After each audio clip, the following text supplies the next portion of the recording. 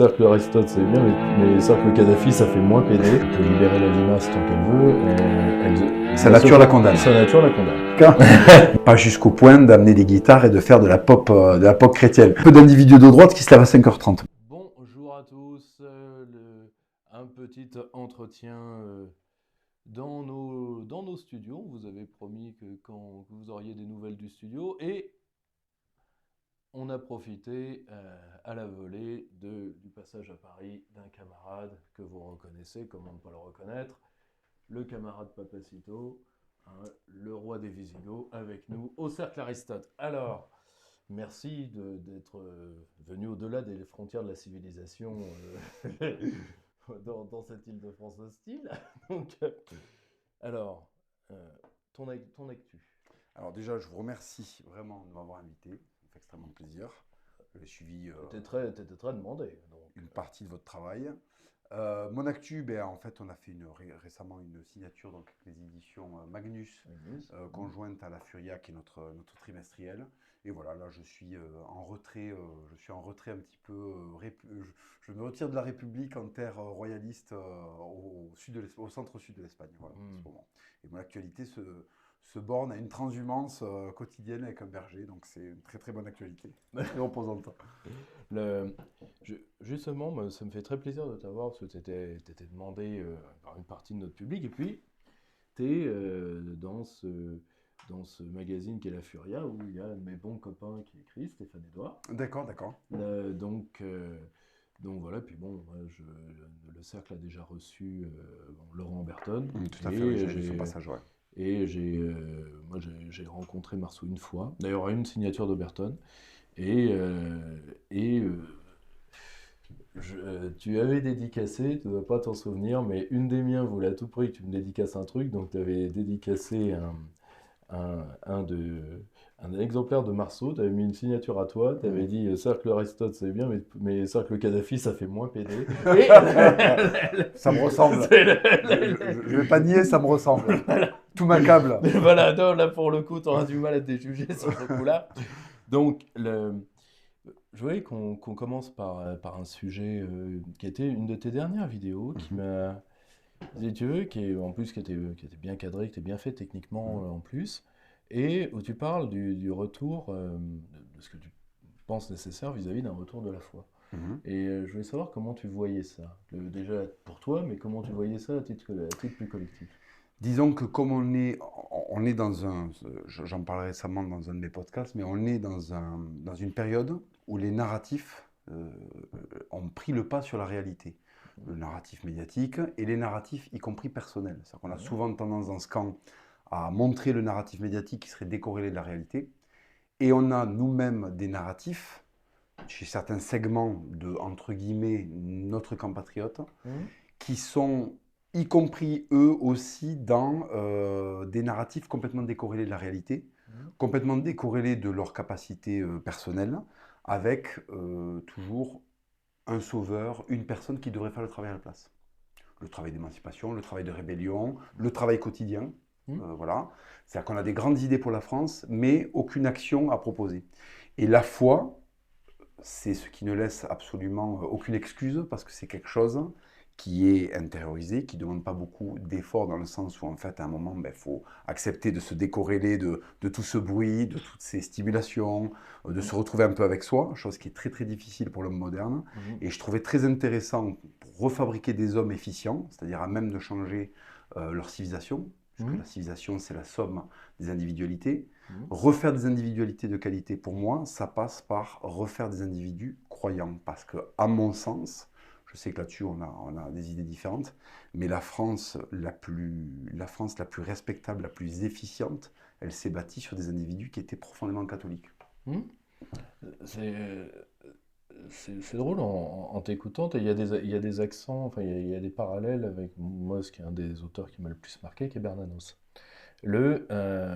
Parce que si tu veux, la nécessité de refaire des hommes libres, là-dessus, on est entièrement d'accord là-dessus. Enfin, si tu veux, plus précisément, des hommes aptes à porter la liberté. Parce que, si tu veux, être libre est une chose, tu peux libérer la limace tant qu'elle veut, sa nature la condamne. Sa nature la condamne, tu vois. Or, mais tu vois, là où on a une idée que... D'ailleurs, c'est pas nécessairement d'avoir une idée qui diverge. La seule chose, c'est... euh, moi, si tu veux, je veux pas parler à la place des autres. Mhm. Moi, si tu veux, moi j'ai quitté la religion catholique volontairement il y a 12 ans.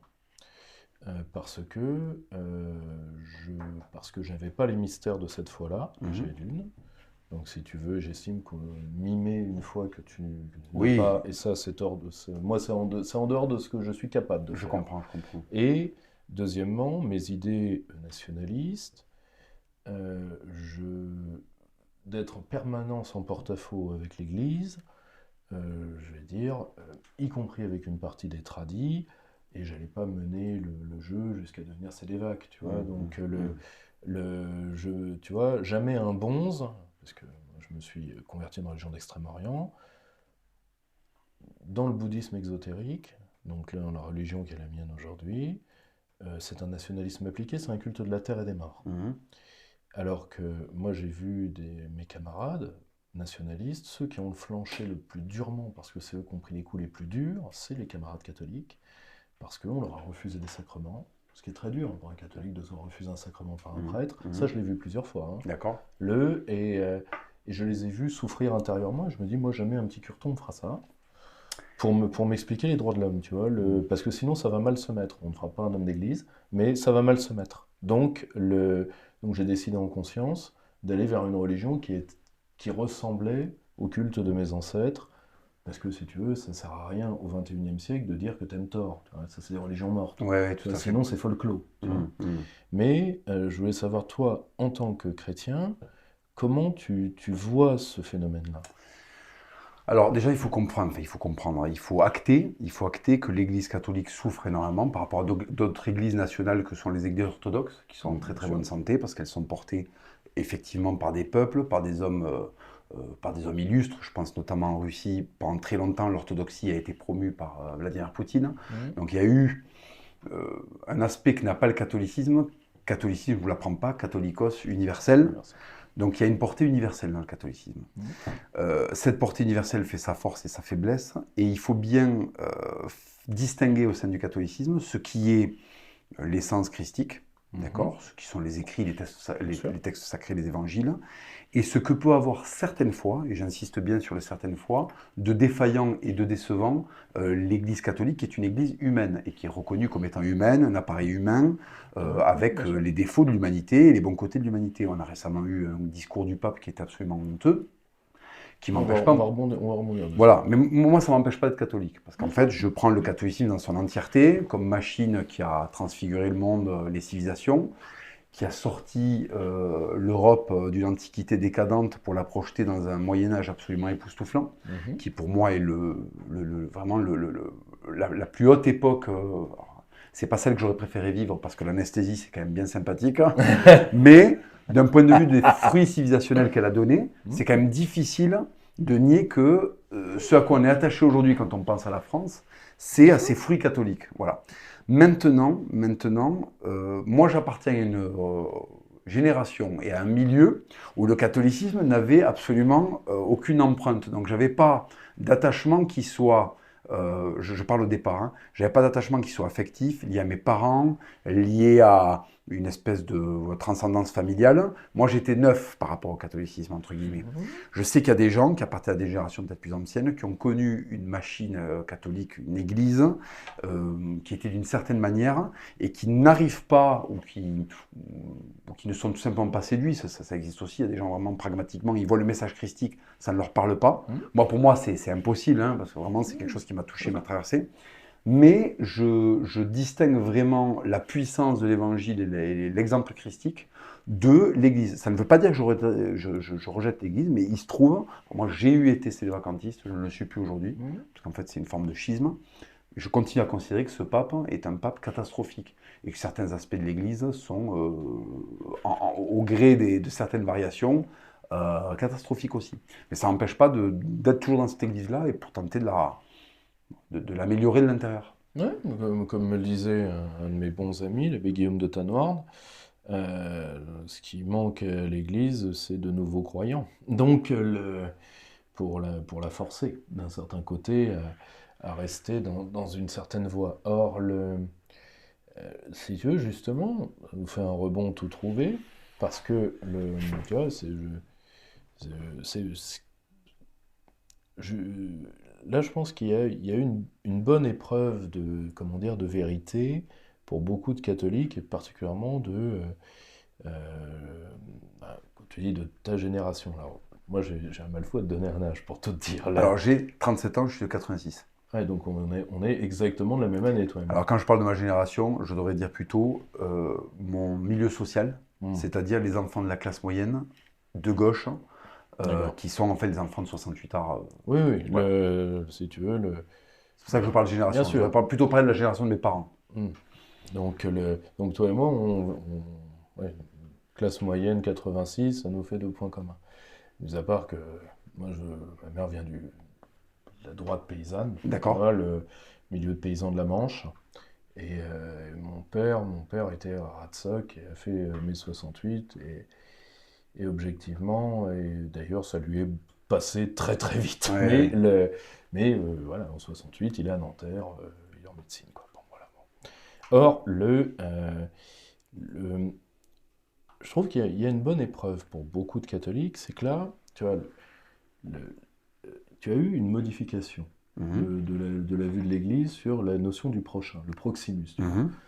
Et on a élargi le Proximus à l'autre avec un A majuscule. Alors Oui, qu'avant, le Proximus, c'est tu dois aider ton prochain, la personne qui est proche de toi. tout à fait. Et si tu veux, en réalité, ça date de Paul VI. Donc, et là, on a un pape qui l'assume complètement et qui a fait donc ce discours. En- Moi, comme historien, comme analyste, je suis pas tombé de ma chaise, si tu veux. Ouais. Mais les points sont sur les i, les barres sont sur les t. Donc, il va y avoir une épreuve de virilité pour une partie des catholiques de notre âge. Si tu veux, toi, ce discours-là, comment, en tant que croyant, tu l'as ressenti? Alors, il faut bien. Alors, déjà, il y a une chose qu'il faut rappeler, c'est que le catholicisme conciliaire est Mhm. en perte de vitesse. Hein, c'est qu'en fait, Moi, qu'on peut se dire, ouais. sociologiquement, il faut être très honnête. Aujourd'hui, dans une église conciliaire classique, vous avez de très vieilles personnes de souche européenne et Mhm. vous avez des personnes plutôt jeunes de sources subsahariennes Mhm. ou extra-européennes. Hein. C'est Oui, ça oui, aujourd'hui la tout à fait. sociologie. Vous allez le dimanche dans une église, Oui, c'est ça que vous allez voir, c'est bien. et souvent des prêtres qui viennent de Tout à pays fait. africains. Voilà. Donc aujourd'hui, la réalité de l'église conciliaire qui allait au bout de son autodestruction, c'est ça. Ensuite, vous avez l'église traditionnelle, vous avez Mhm. l'église traditionnaliste. Alors il y a plusieurs courants. Mhm. Euh, la messe tridentine, par exemple, Mhm. est une messe où, sociologiquement, vous allez avoir aussi des personnes qui viennent d'ailleurs, voilà, vous avez des Africains dans les messes tridentines, mais vous avez une grande majorité de familles, de gens beaucoup plus jeunes, Mhm. et la moyenne d'âge baisse de 20-30 ans. Hein. De 20-30 ans, oui, Ouais, voilà, oui, tout à facilement. fait. Facilement. Donc il y a deux catholicismes concomitants. Il y en a un qui a laissé le monde rentrer. Mhm. Vous savez Oui, que totalement, voilà, le monde ne bien doit sûr. pas rentrer dans l'Église. Et il y en a un qui a laissé rentrer le monde, et il y en a un autre qui est resté fidèle à lui-même. Alors fidèle à lui-même, ça met un mot, parce qu'en fait on sait que les rites qu'on associe au traditionnalisme ne sont pas dans une nécropole en Judée en araméen, ils Mhm. sont en latin, Son avec les latin, habits, bien sûr. je crois, du 18e. Hein, Oui, oui, bon. bah, c'est la messe de Saint-Pie V. Voilà, exactement. Donc en fait, c'est une tradition qui, sur l'échelle de l'histoire du catholicisme, est finalement assez Assez récente. récente. Mais les traditions, dans une certaine mesure, sont faites pour évoluer, pas jusqu'au point d'amener des guitares et de faire de la pop chrétienne. Moi, je fais partie des gens qui pensent il y a une esthétique globale et qu'on sait quand on en sort ou quand on n'en sort pas. Voilà, Voilà. on est Voilà. d'accord. Donc, comment je le vis pour répondre à votre Mhm. question? En fait, moi, j'estime que cette église-là est une église qui s'est laissée pénétrer par le monde. Mhm. Donc, de fait, alors c'est toujours le discours du gars qui revient au noyau nucléaire et qui dit toujours non, non, eux, ils se sont parjurés et moi, je suis. Alors, quand on fait comme ça, on se retrouve à 4 dans une cave. Bon, mais j'estime qu'il y a un certain nombre de choses qui nous font sortir de notre dogmatisme de base. Et cette église, clairement, à plein d'égards, Mhm. sort de son dogme de base. Voilà. Parce que vous parliez tout à l'heure d'aide, je vois où en venir quand vous dites, finalement le prochain, on l'a étendu à l'Africain subsaharien qui des fois n'est même pas chrétien, et on le fait venir au nom d'idées chrétiennes, hein, c'est clairement ça. Mais en fait, on ne fait qu'une partie du travail, parce que quand vous apportez votre aide à quelqu'un, ce n'est pas pour le laisser. C'est comme si on tendait un verre d'eau et à la première gorgée, on le retire. Là, on les fait venir et après, qu'est-ce qu'on propose? On propose de l'esclavage moderne, c'est-à-dire vivre le matin à 5h30. Il y a beaucoup de gens de droite qui ignorent qu'à 5h30, À 5h30, à 5h30 sur les quais du RER, d'accord. la couleur est la même qu'il y a dans certaines prisons. Tout à Mais vous fait. avez des travailleuses, j'allais dire des travailleuses sont Travailleuses pour essentiellement beaucoup. les maires Tout qui à viennent fait. nettoyer les bureaux des postes modernes du centre-ville, Très juste. pendant que leurs fils qui n'ont pas de débouchés sont en prison. Bon. Mais il y a il y a peu d'individus de droite qui se lèvent à 5h30. Moi, je le savais parce qu'avant, j'avais une vie prolétaire. J'étais déménageur, donc je me levais suffisamment tôt pour voir les autres immigrés. Ceux qu'on ne voit pas, c'est-à-dire ceux qui se lèvent très Tout à tôt pour fait. aller On est travailler. d'accord. Donc, si vous voulez, le problème, c'est qu'on leur propose de sortir de l'enfer, mais pas de rentrer au paradis. Hmm. Vous comprenez ce que je veux dire? Oui, totalement. Vous sortez de l'enfer érythréen, mais vous ne rentrez pas dans le paradis. C'est-à-dire que vous serez assigné à la bordure du paradis, et vous rentrez dans ce paradis pour faire un certain nombre de tâches ménagères qui sont très humiliantes, parce qu'en fait, les tâches ménagères, on les accepte quand on est la première génération, Hmm. parce qu'en fait, on est en position de demande. Hmm. La deuxième génération, elle dit non. Elle dit, moi, ça y est, Hmm. je veux accéder à la... Et or, ça ne se passe pas. Donc en fait, ce n'est pas l'aide du prochain, c'est céder à de l'émotion qui est tout à fait moderne, Hmm. et ce n'est pas l'aide jusqu'au bout. L'aide jusqu'au bout, c'est faire venir un individu et, grosso modo, je le dis de manière symbolique, être capable de le faire manger dans son assiette. Hmm. C'est-à-dire qu'il y a une possibilité que sa salive se retrouve dans un de vos aliments. Voilà. Ça s'appelle... Voilà. Et c'est pour ça qu'avant, le prochain, Hmm. ce qu'on appelait le prochain, c'était la notion de se voir chez l'autre. Je peux me reconnaître en lui. Est-ce que moi, sincèrement, je peux me reconnaître dans un Érythréen? Non. On est issus de deux réalités très différentes. Donc ma conception du prochain, c'est l'homme dans lequel je peux me reconnaître et dans lequel je peux... C'est-à-dire qu'on a suffisamment de codes en commun pour qu'il vienne s'asseoir à ma table, que je laisse mes enfants avec lui, vous comprenez? Oui, bien Voilà. sûr, totalement. Et la différence de conception entre ce prochain complètement volatile, finalement très... c'est une espèce d'abattardisation très gauchisante, ça, finalement, de considérer que l'humanité est un tout, que les gens sont des valises vides. Et vous avez le prochain, qui est le prochain charnel, le prochain organique, le prochain en qui on se voit, et en qui on fait des projections qui tombent juste. Voilà. Je vais faire plein de projections sur certains, même avec de la haine, parfois avec de l'amour, mais avec de la haine, et ces projections vont tomber à côté. Donc ce n'est pas mon prochain. Voilà. Celui dont je peux avoir une idée du niveau de loyauté, de confiance, lui c'est mon prochain. Voilà. Et c'est pas, certaines fois, c'est même pas une question de couleur de peau. J'ai des prochains qui sont ethniquement très différents de moi, Bien et sûr. il y a des gens qui ne sont pas mes prochains, parce qu'organiquement, on n'est même pas de la même race, je parle spirituel et en termes de dignité, de plein d'autres choses qui Bien sont sûr. pas, qui se calculent pas au taux de mélanine. Voilà. Oui, bien sûr. Et ça, si tu veux, c'est un point sur lequel le travail que font mes équipes est peu compris sur l'immigration. Parce que moi, la réalité d'un immigré, je sais exactement ce que c'est. Pour deux raisons. Un, je l'ai été. Et dans des pays où un immigré, comme le disait le général de Gaulle, est un bon immigré, c'est-à-dire qu'il a sa valise faite au pied de son lit. Parce que c'est des pays où, si tu déconnes, t'es très vite dans l'avion et on sait très vite t'y mettre. Et deuxièmement, je vois ce que c'est le parcours de francisation d'une immigrée. Je le vis avec mon épouse déjà. Ah oui. Donc, je vois qui s'assimile pas, qui veut pas, qui fait en sorte, qui fait pas en sorte, etc., etc. Quand on est dans une salle de préfecture avec toutes les nationalités représentées, on voit tout de suite qui est sur la qui est sur la ligne de départ et qui est-ce qui est dans le transat. Ouais. Donc, je te le dis tout de suite. Tout à fait. Donc, et si tu veux, moi, il y a beaucoup de choses que j'ai défendues ces 20 dernières années sur l'immigration qui n'ont pas été comprises par la droite. Et à un moment, tu l'as très bien dit. Déjà, premièrement, il y a peu de gens de droite qui se lèvent à 5 h du matin. Enfin, ça a été mon cas pour différentes raisons.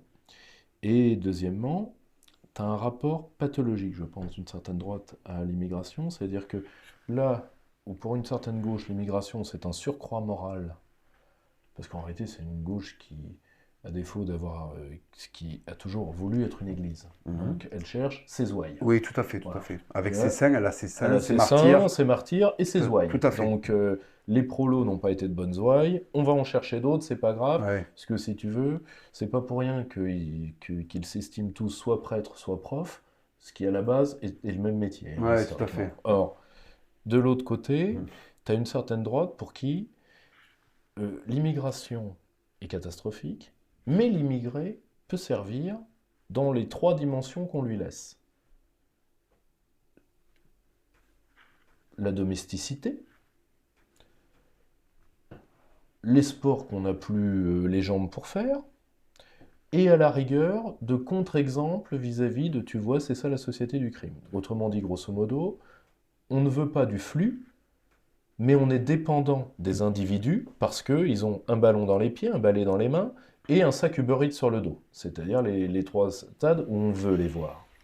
Tu vois?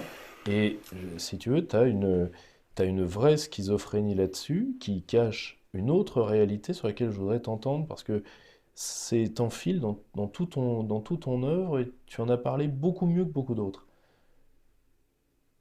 Qui est un fait simple, c'est qu'aujourd'hui la plupart des ennemis de notre peuple et de notre civilisation sont des blancs.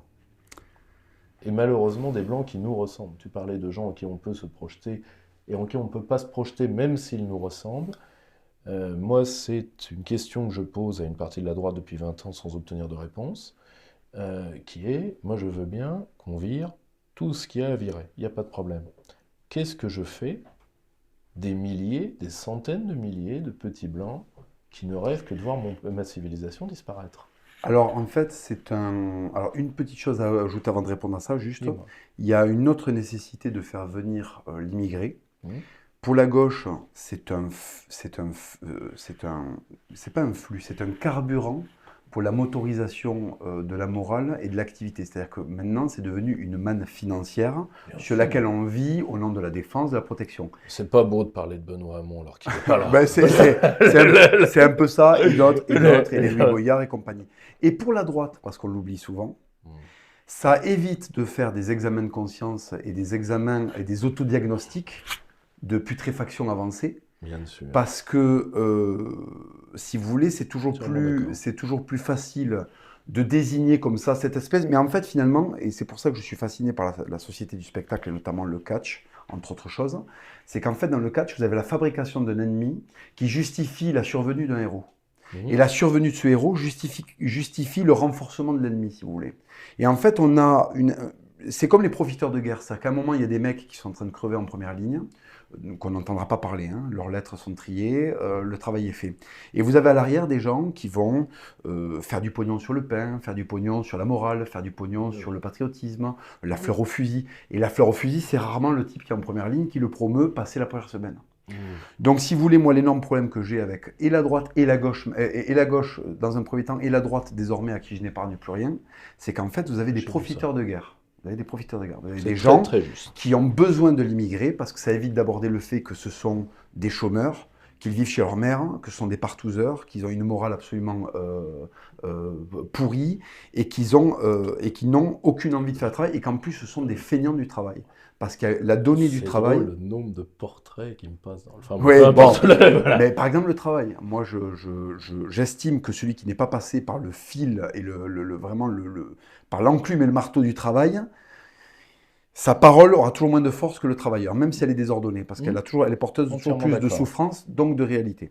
Et pour répondre ensuite à la question, donc c'était excusez-moi, C'était, si tu veux, moi un jour, je l'ai demandé, par exemple, je l'ai demandé publiquement, de manière proche d'ailleurs, un chef de la droite un peu dur, je lui ai dit, oui, les blancs. Qu'est-ce qu'on fait des blancs dégénérés? Alors, en fait, ce n'est même pas une question, c'est qu'en fait, ce n'est même pas nous de traiter ça. On est arrivé dans un moment où la société est dysfonctionnelle, on va s'extraire du problème immigré contre blanc, d'accord? Quand vous avez des producteurs de lait, des producteurs de viande porcine, des producteurs de viande bovine, qui se retrouvent à devoir négocier au centime près avec Carrefour, avec Leclerc, et que ça ne pose aucun problème à ces grands croisés ratios, si vous voulez, d'aller consommer passivement ça, d'avoir une vie qui est absolument maintenue par toutes les colonnes de la putréfaction occidentale, c'est-à-dire décorréler ce qu'on mange de la force que ça a nécessité de le produire, décorréler ce qu'on pense de la façon dont on vit et d'à quel point c'est contradictoire, parce qu'effectivement, commander un Uber Eats pendant qu'on fait une petite réunion remigration et que c'est Mamadou qui vous amène il y a un problème. Il y a des N'est-ce pas? boulots, il y a des boulots où on ne trouve pas des gens pour venir travailler. Moi, je faisais du déménagement, ça recrutait. C'était un boulot difficile, mais c'est un boulot qui est bien payé. Mm. C'est un boulot qui est bien payé. En tout cas, quand on est entre guillemets un provincial, je déteste ce mot, mais pour Mm. un salaire de provincial, c'est très très bien payé. Bon, Mm. et on avait du mal à trouver des gens. Donc, il y a aussi des boulots qu'on ne veut plus faire. Alors, Mhm. effectivement, le patronat a joué son rôle en faisant venir des gens qui acceptaient d'être pressés comme des citrons, tout à fait. Mais ce que je veux dire, c'est que c'est beaucoup trop facile de désigner un individu qui nous exonère de tout le travail qu'il y a à faire. Et donc, la Entièrement question d'accord. de qu'est-ce qu'on va faire du blanc dégénéré postmoderne, hein, c'est ça, en Parce que fait, hein, c'est... qui ne sait pas ce que c'est qu'un... Parce que techniquement parlant, c'est quand même lui l'ennemi majoritaire. Ben, en fait, le problème, c'est qu'on est passé d'une société où même les aristocrates savaient plus ou moins comment vider un poulet. D'accord? Mhm. Un aristocrate, hein, il savait plus Bel ou moins exemple. comment vider. Non, mais c'est vrai, Mais un non, mais c'est aristocrate du vrai, 19e, à un moment, il c'est passe en vrai. cuisine. Le lord anglais dans un château du Sussex, à un moment, il va descendre au pub pour aller boire avec les mineurs. Il va le faire une fois par semaine, mais il les voit cracher du charbon. Il a une prégnance avec ça. Aujourd'hui, vous avez une catégorie d'individus qui sont complètement déconnectés Mhm. de leur arrière-pays. Et ces hommes-là, ben, cet arrière-pays, en fait, finalement, ce sont des macronistes de droite, hein. Ce sont des gens qui sont à fond dans la mondialisation, à fond dans le Uber, qui ne savent pas cuire un œuf, qui ne savent pas vider un poulet, Mhm. et qui vous expliquent des grands mouvements de population, des procédés de déportation. Celui qui ne sait pas vider un poulet et qui vous parle de guerre civile, je crois qu'il n'a pas bien compris ce que ça implique du point de vue de l'exposition des organes internes à l'air libre, une guerre civile. Non mais vous T'es comprenez ce que je veux vraiment... dire? Non, mais t'en fais pas. C'est-à-dire qu'à un moment, Ah, t'es 14-18, bon. ça a été possible parce que les mecs qui montaient au front vidaient des poulets. Mhm. Donc, je ne suis pas en train de dire qu'un Allemand, c'est un poulet. Je sais que vous êtes très anti-germanique, on est en désaccord Non, mais... là-dessus. Donc, je ne suis pas en train de vous faire Non, mais... plaisir. Mais Non, mais ça me fait faut plaisir pas quand même. oublier qu'après la guerre mondiale, nos poilus qu'on adore, c'était des mecs qui étaient capables Bien évidemment. de vider des organes d'une Bah oui. cage thoracique. Bah oui. D'accord? Qui sait faire ça aujourd'hui? Donc, ne me racontez pas qu'on va refaire un Verdun avec des mecs qui ont des fixies et qui doivent se faire livrer leur bouffe parce qu'ils sont incapables de foutre une marmite sur le feu. Je suis désolé hein, de faire un peu mon type du Non, non, Sud-Ouest qui non, revient non, à non, des non, idées non, très, très non, non, mais pragmatiques. c'est un discours très adulte et c'est Mais suffisamment rare pour t'en remercier. merci, mais le marteau du réel, ma réponse sera celle-là, le marteau du réel va briser les fantasmagories dégénérées de ces types qui sont complètement décorrélés de leur terre, de leurs devoirs et de leur place.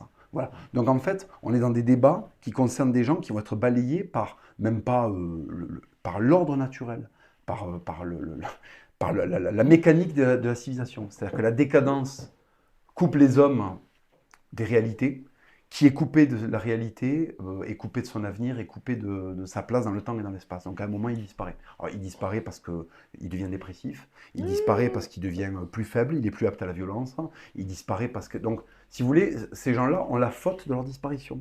C'est Bien pour sûr. ça que le travail, il est à faire personnellement pour que ça découle au niveau massif, et non pas désigner un supplétif de Macron qui soit moins sympa avec les Noirs et les Arabes, et en faire un président en espérant que ça va changer notre quotidien. Voilà. Mhm. Moi, je conchis cette pensée. Alors, là, je suis très ferme. Je dois rappeler que j'ai soutenu Éric Zemmour à la dernière élection, Mhm. donc j'ai marché dans ce système-là.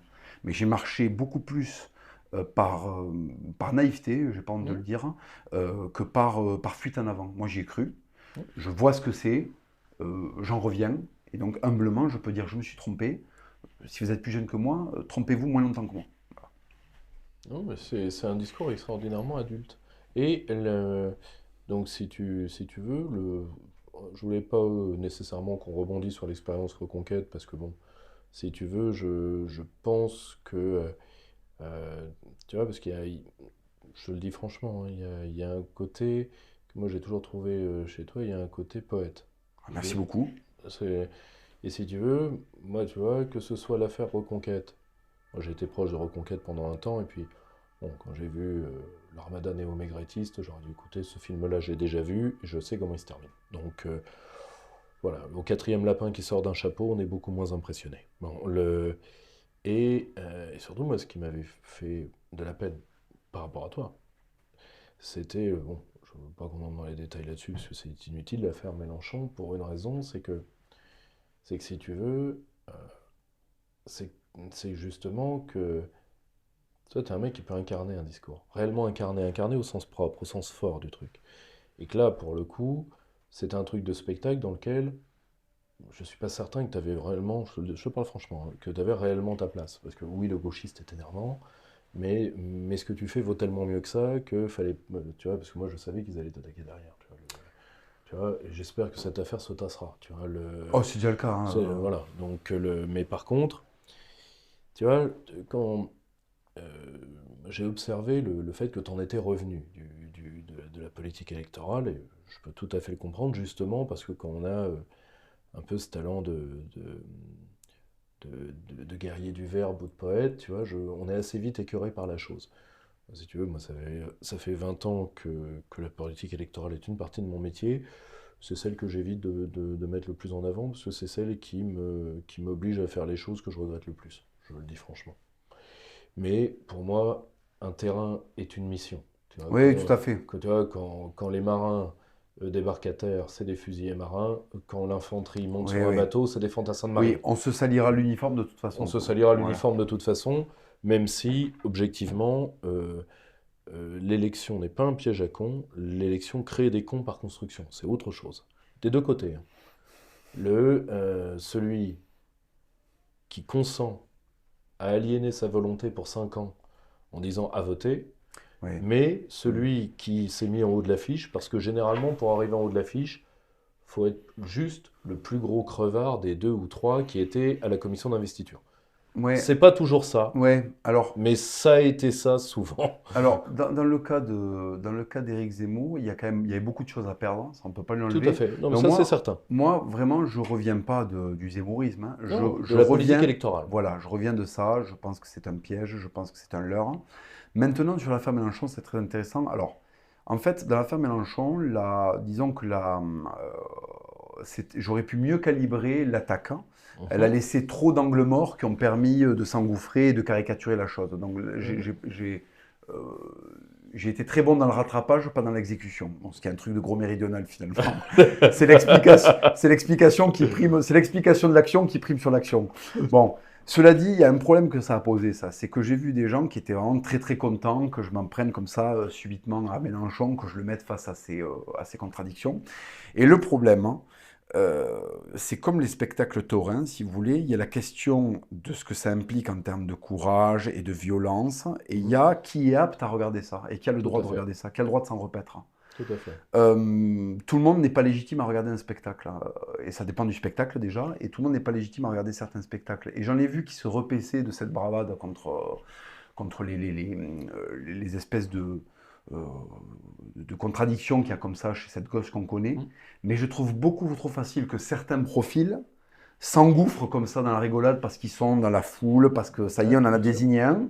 Et l'examen de conscience personnelle ne s'est pas fait et ne se fera jamais. Parce que c'est toujours pareil, en fait, dès qu'on a une espèce de niafron, dès qu'on érige comme ça un ennemi très caricatural, vous avez absolument toutes les merdes humaines Ouais, t'as toutes les qui vont demi-soldes qui s'agglomérer attaquent. aux héros, aux gens qui ont vraiment de la sympathie, de la pensée et qui ont une vie saine, mais vous avez créé une espèce de magma où Mhm. dedans vous avez laissé la permission à des merdes de Mhm. se prendre pendant un temps pour un groupe de lions, si vous voulez. Tout Vous à comprenez fait. ce que je veux dire? Ouais, Et en totalement. fait, je serais un homme incomplet et je me supporterais pas si j'étais pas capable de faire le même travail pour la droite un petit peu. Voilà. Alors Ah j'y vais non. en douceur, je le fais, Ouais, mais si mais tu il faut le veux. faire, Non, hein. mais alors, deux points.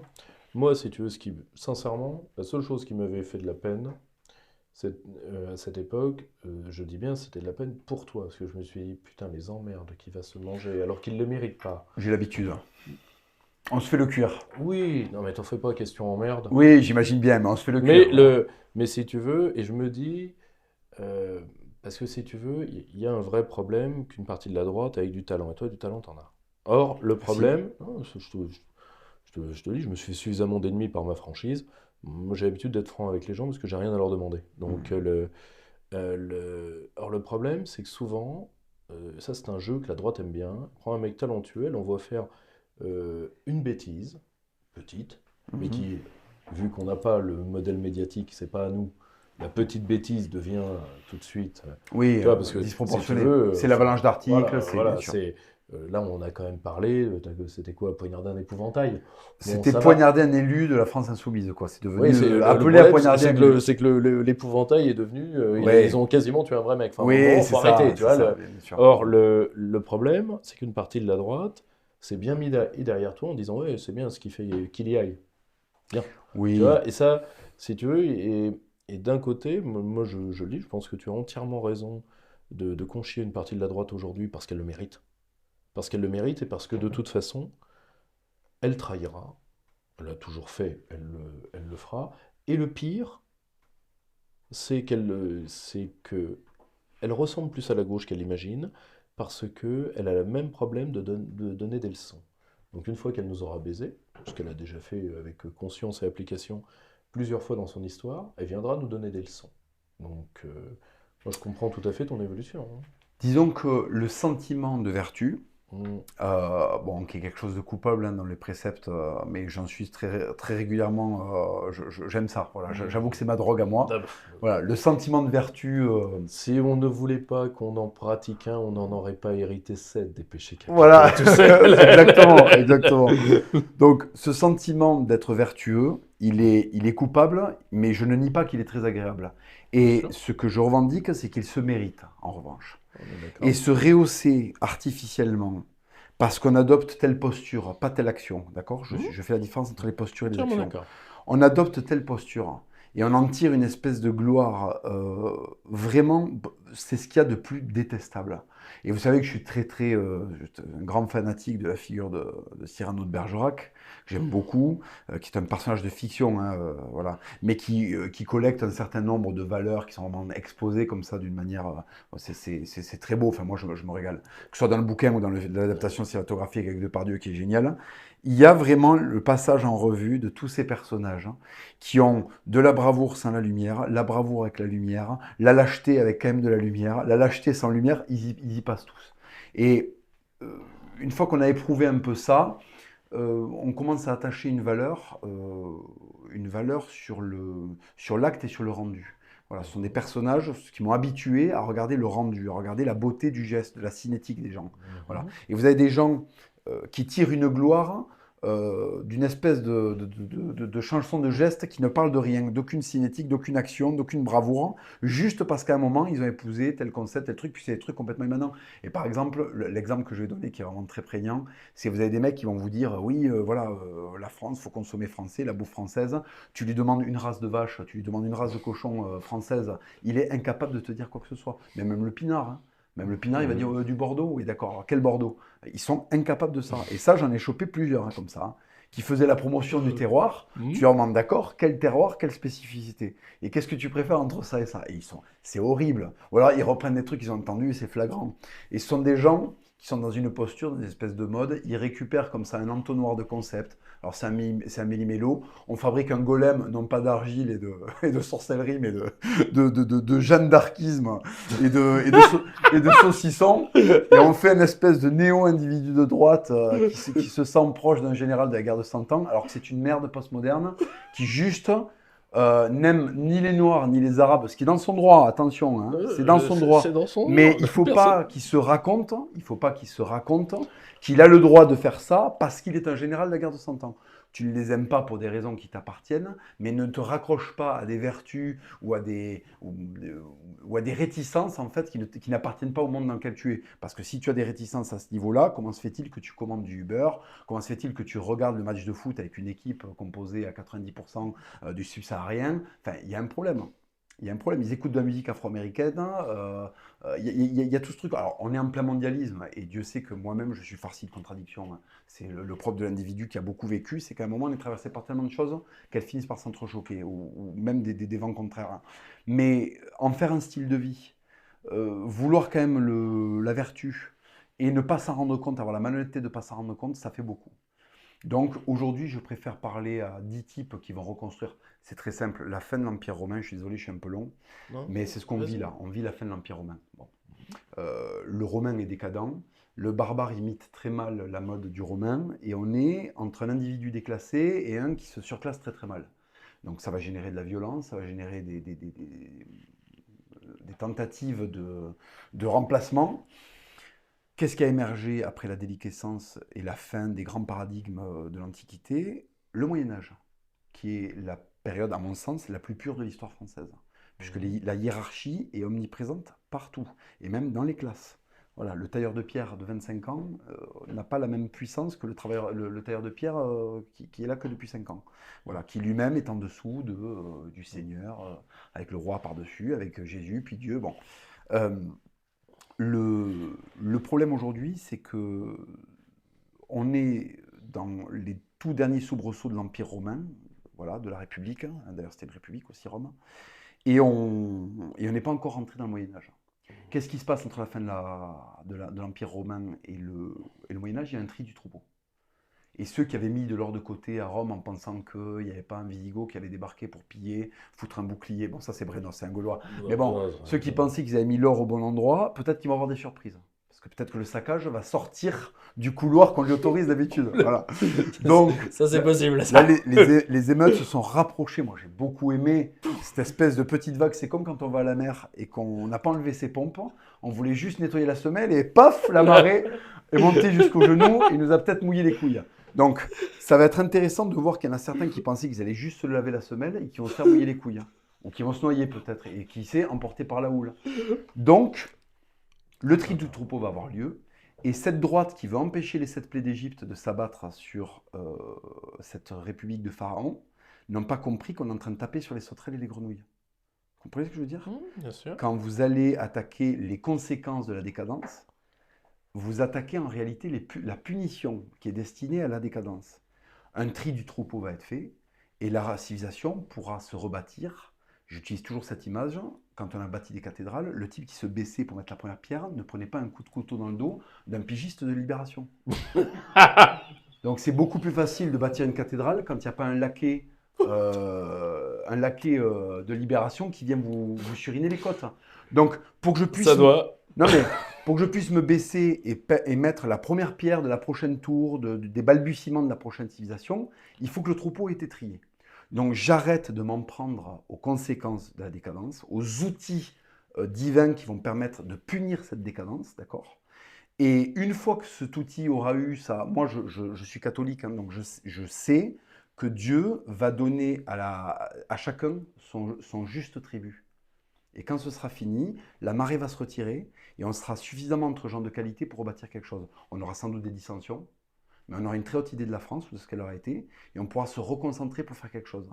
Moi, j'ai pas de temps à perdre là, à aller chercher, savoir de quelle manière Karim a mis sa culotte. Vous comprenez ce que je veux dire? Oui, bien sûr. Je vais pas compter les pattes de chaque sauterelle qui s'abat sur la République. Là. Voilà. Je vais laisser la civilisation se faire défoncer et on rebâtira quelque chose de très puissant. Les ruines romaines, quand elles se sont écroulées, on a eu énormément de douleurs. Mais après, se sont édifiés les cathédrales et les châteaux forts. Et on a repris l'héritage romain à la Renaissance. Et puis encore au 19e. Donc finalement, les choses reviennent. Voilà, les choses reviennent. L'Empire romain n'est jamais mort. Il a été ressuscité d'abord par Charles Quint et puis ensuite par Napoléon. Donc Rome vivra, le Moyen-Âge vivra, tant qu'il y aura des hommes pour le porter. Même si les barbares, à un moment, la France était 75% anglaise. À un moment, il y avait des raids à la fois des Arabes et des Vikings. Le pain enzyme et la biscotte. Bon, et ben on s'en est sorti. On a refait des baguettes. Voilà. Donc moi, je suis confiant. Et c'est pour ça que la foi est très importante. Voilà. Eh ben, ça fera une superbe conclusion. Merci beaucoup. Ben, merci beaucoup. Merci de m'avoir reçu. Vraiment. Chers camarades, si tu veux plus de contenu, de réinformation, d'éducation populaire et de formation intellectuelle, n'hésite pas à faire un don sur notre page Tipeee.